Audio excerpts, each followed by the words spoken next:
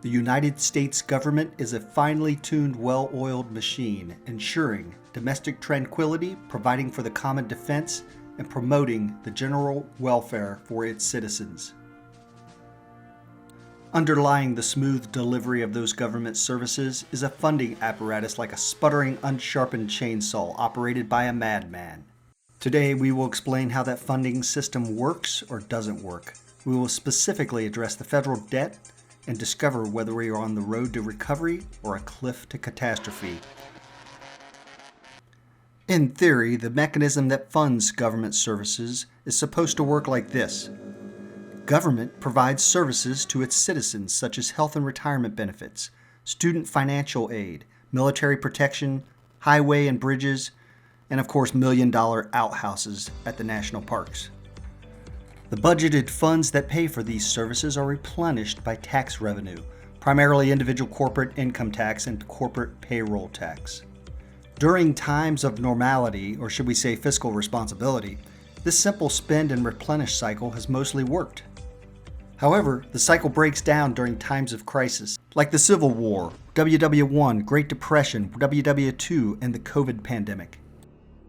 Funding in time of crisis was a problem even in post-Revolutionary War 1789.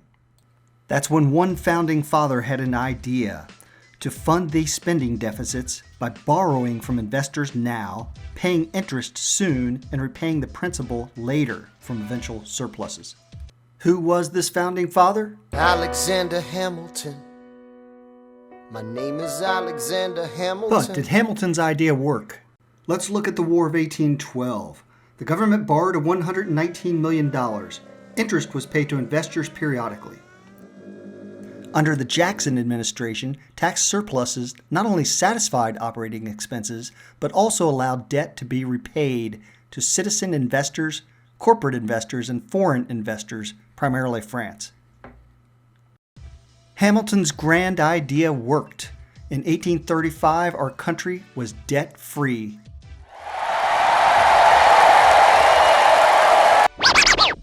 1835 was the last time the country would be debt-free.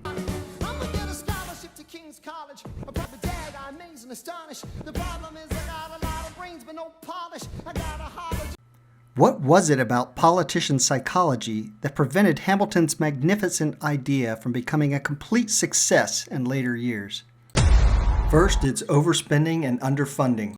From 1950 to 2006, spending in the red was only 10% more than tax receipts in the blue. But that's the time we should have been saving for rainy day spending crises. There's the 2007 housing bubble bailouts where spending outpaced receipts by 37%. And there was the 2020 pandemic relief and World War II spending where outlays were 200% of receipts. Tax cuts in 2001 and 2017 didn't help matters. Next, we know that politicians procrastinate. The government has rarely paid down the principal on the debt. Later is virtually never. The Treasury must pay back investors, typically after 10, 20, or 30 years. But where does that money come from? It comes from raising more debt. You heard that correctly. Debt is funded by more debt. It's like paying off a credit card with a credit card. Meanwhile, interest, which is typically paid biannually, is satisfied by operating funds. With interest rates rising, the weight of the interest on the budget has been shuffled, causing some procrastinators to suggest that interest payments should be funded by more debt. Last, we know that politicians focus on the short term. Election cycles are 2, 4, and 6 years, but the debt is so massive it cannot be tackled in 6 years or even 26 years.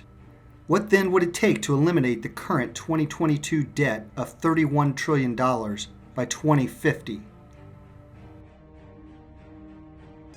We would need to double one of the largest surpluses in history, the year 2000 Bush 41 Clinton era surpluses, and we would need to do it for 28 years consecutively. That won't get you reelected. To them, read my lips. No new taxes. In conclusion, we have explained how government services are funded by taxes and investment in the way of debt. We have indicated that debt funding in practice doesn't work as theorized because of overspending and underfunding in times when we should be generating surplus, because of procrastinating the payoff of principal forever, and because of short-term focus to a long-term solution. And we have shown that although we are not on a cliff to catastrophe, we are certainly driving dangerously close to the edge.